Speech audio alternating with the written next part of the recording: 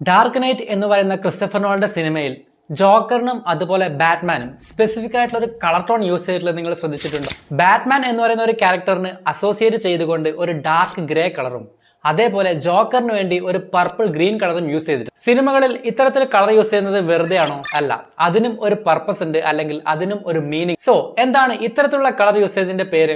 പറയാം. അതിനു മുന്നേ ഫിലിം മേക്കിങ്ങിന്റെ ഇത്തരത്തിലുള്ള ഈസി ആയിട്ടുള്ള ടെക്നിക്സും ടിപ്സും അപ്ഡേറ്റ്സും നിങ്ങൾക്ക് വിരൽ തുമ്പിൽ കിട്ടണമെന്നുണ്ടെങ്കിൽ മറക്കാതെ ഫോളോ ചെയ്യാം.